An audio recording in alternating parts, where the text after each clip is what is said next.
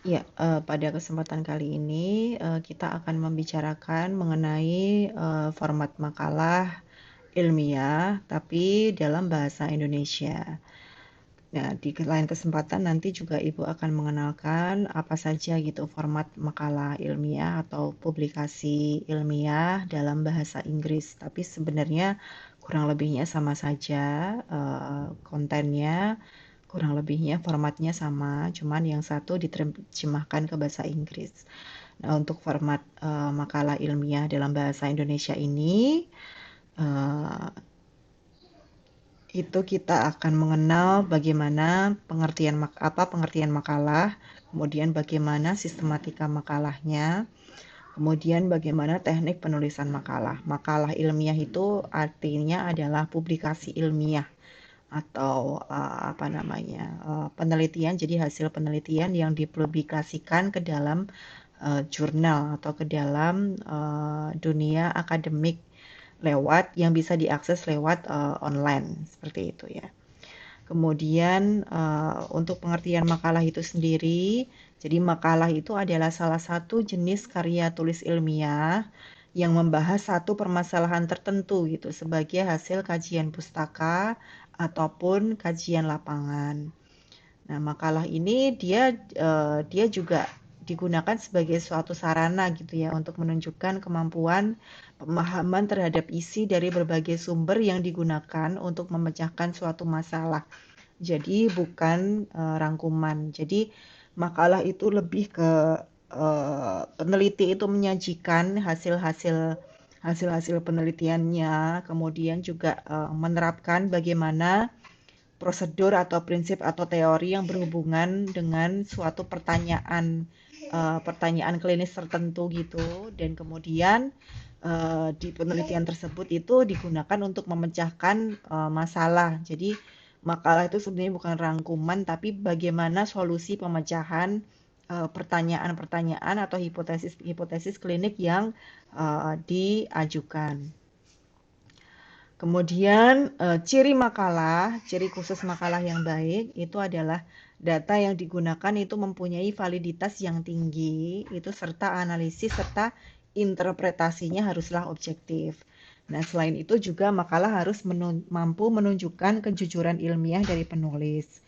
Dalam hal ini penulis makalah itu harus menyebutkan dengan jelas sumber datanya dari mana. Kemudian pendapat yang digunakan dalam makalahnya itu berdasarkan dari literatur apa, sumber primernya dari mana. Nah, itu harus jelas dan harus jujur.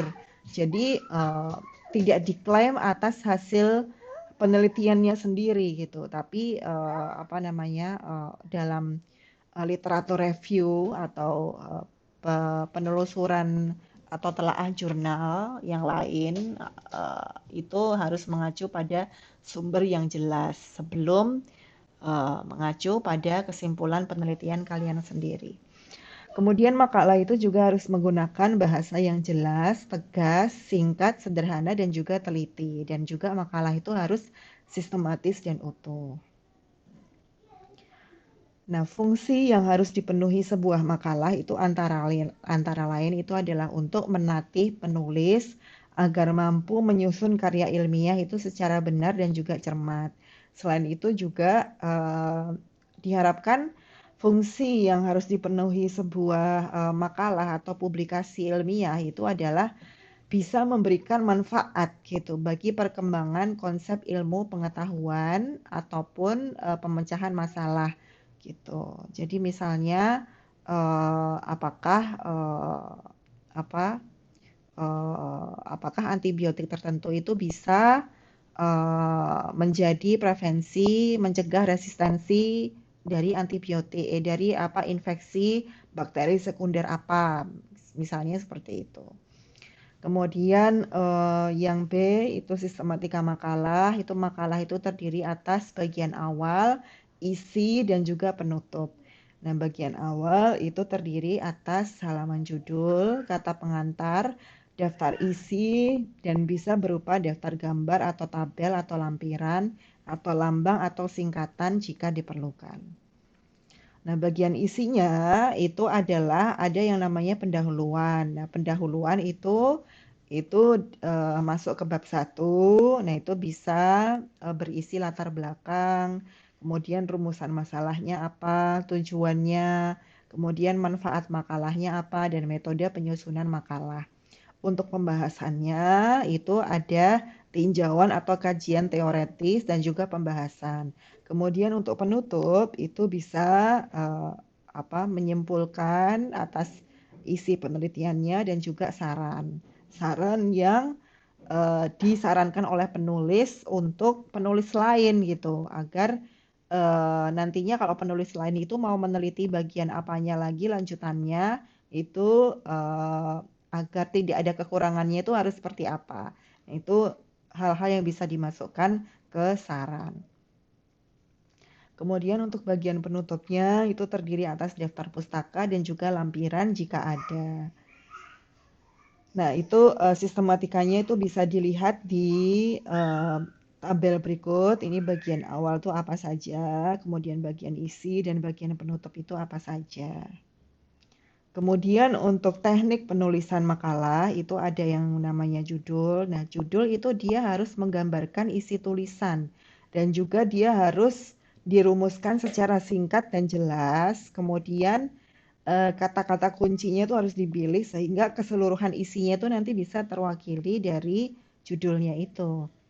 Kemudian untuk halaman judul ini juga dituliskan, bisa dapat dicantumkan, bisa jenis, kemudian logo, nama, dan lain sebagainya itu bisa diterapkan di halaman judul.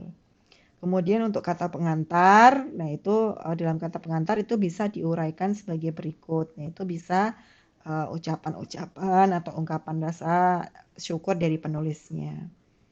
Kemudian untuk daftar isinya itu menggambarkan keseluruhan isi pokok laporannya, kemudian daftar lampirannya nanti apa saja gitu. Jadi laporan apa saja yang diperlukan. Misalnya ada tabel tambahan yang panjang yang tidak bisa dimasukkan ke pembahasan dan nanti bisa dimasukkan ke daftar lampiran. Kemudian untuk latar belakang itu nanti berisi deskripsi tentang fenomena atau informasi yang berhubungan dengan topik dan juga hasil kajian pustaka yang relevan dengan penelitian kalian gitu. Jadi kalian di sini mencari penelitian-penelitian pendahulunya yang kira-kira topiknya mirip-mirip dengan penelitian kalian nanti dan itu dijadikan sebagai latar belakang teoretisnya dan itu sumbernya harus jelas dicantumkan. Jadi jangan mencantumkan jangan mencantumkan tulisan lain atau jangan mengutip tulisan lain tanpa mencantumkan sumbernya. Itu kesalahan fatal karena nanti kalian bisa dicap sebagai plagiat. Itu bisa dimasukkan ke pasal plagiasi. Kemudian untuk rumusan masalah atau ruang lingkup, itu masalah dirumuskan dalam bentuk kalimat tanya atau pernyataan. Kemudian untuk tujuan penelitian itu meliputi hal-hal di bawah ini. Kemudian manfaatnya itu manfaat apa yang didapat dari penelitian ini. Kemudian untuk kajian teoretis atau tinjauan pustaka itu tadi. Jadi tinjauan pustaka itu adalah memuat teori-teori utama tentang hipotesis kalian. Kemudian juga menyajikan kutipan atau pendapat dari buku atau jurnal lain atau publikasi lain yang harus diselingi dengan pendapat penulisnya juga. Dan juga penulis itu harus mampu membandingkan dan akhirnya menyatakan posisinya gitu terhadap teori yang dianggap paling relevan dengan masalah yang dibahas di dalam penelitian kalian. Jadi di tinjauan pustaka itu adalah dia adalah kamu mencari literatur lain, kemudian kamu juga berpendapat atas literatur tersebut, kemudian isi makalahnya itu harus benar-benar mencantumkan sumber kutipannya, sumber aslinya. Kemudian untuk mendapat kalian tidak apa-apa tapi menggunakan bahasa kalian sendiri. Jangan mencuplik dari pendapat-pendapat dari tulisan-tulisan publikasi yang lain tanpa mencantumkan sumber referensi aslinya. Itu ya. Kemudian jadi dia itu bukan berupa rangkuman atau rangkuman berbagai literatur. Jadi bukan rangkuman berbagai literatur tapi harus membandingkan dengan posisi kalian gitu atau pendapat kalian terkait dengan topik yang relevan dengan penelitian kalian. Kemudian untuk pembahasan itu merupakan hasil reaksi penulis makalah terhadap tinjauan teoritis yang disusunnya. Jadi pembahasan itu merupakan karya penulisnya, bukan hasil mengutip dari sumber lain. Dan juga pembahasan itu dapat berupa analisis, uraian, deskripsi, atau aplikasi atas kajian teoritis sebelumnya. Kalian juga bisa membandingkan dengan hasil penelitian dari penulis yang lain. Tapi jangan lupa kalian juga menyatakan pendapat atau hasil analisis kalian sendiri, hasil analisis dari penelitian kalian sendiri. Dan itu kalau kalian mencantumkan, membandingkan dengan hasil penelitian penulis yang lainnya atau ada membandingkan ya intinya, kalau kalian membandingkan dengan hasil penelitian yang lain itu maka harus mencantumkan sumbernya dari penelitian mana seperti itu. Kemudian untuk jenis makalah itu ada yang namanya makalah biasa, makalah dukungan, dan juga makalah tolaan. Nah, kalau makalah biasa itu yang bersifat menguraikan, kalau makalah dukungan itu yang bersifat membandingkan berbagai teori. Nah, kalau makalah tolaan itu nanti lebih ke kalian pembahasannya itu bersifat menolak dari makalah lain, dari kelemahan teori yang sudah ada pada tinjauan teoritis dan menggugurkan teori sebelumnya. Seperti itu. Kemudian kesimpulan. Nah, kesimpulan itu nanti bisa memuat penafsiran atau pemaknaan secara menyeluruh terhadap isi. Nah, simpulan itu bukanlah rangkuman. Jadi, dia itu merupakan jawaban yang mendasar atas masalah yang diajukan pada bab sebelumnya. Jadi kesimpulan itu harus sejalan dengan masalah dan tujuan makalah yang ditetapkan. Jadi teknik penulisan kesimpulan itu dapat dilakukan melalui dua bentuk, yaitu bentuk butir demi butir ataupun bentuk esai yang padat. Nah, untuk saran itu sendiri, saran itu merupakan bentuk tindak lanjut apa gitu dari penulis makalah atas temuan yang telah dibahas sebelumnya. Jadi saran itu harus selalu berhubungan dengan isi makalahnya dan dapat ditujukan bagi para pembuat kebijakan, pengguna makalah, atau kepada penulis makalah selanjutnya. Nah, adapun yang selanjutnya adalah daftar pustaka, yaitu daftar yang memuat beragam sumber informasi. Kemudian daftar pustaka itu juga ditulis secara berurutan dan alfabetis. Dan sumber tertulis atau tercetak yang membutuhkan tempat lebih satu baris itu ditulis dengan jarak antar baris satu spasi, sedangkan jarak antara sumber-sumber tertulis yang saling berurutan itu adalah 2 spasi. Nah, untuk lampiran itu nanti berisi semua dokumen yang digunakan dalam penyusunan masalah dan hasilnya itu merupakan satu kesatuan dari makalah yang disusun. Jadi setiap lampirannya nanti tetap diberi nomor urut dan judul lampiran sesuai urutan penggunaannya.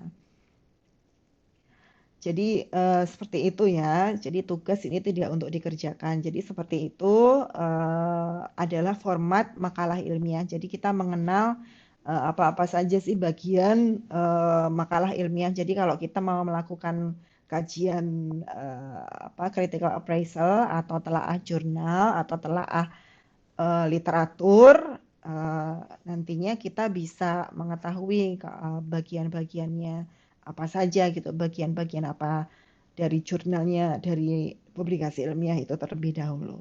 Ya, sekian dari Ibu. Terima kasih. Semoga bermanfaat. Wassalamualaikum.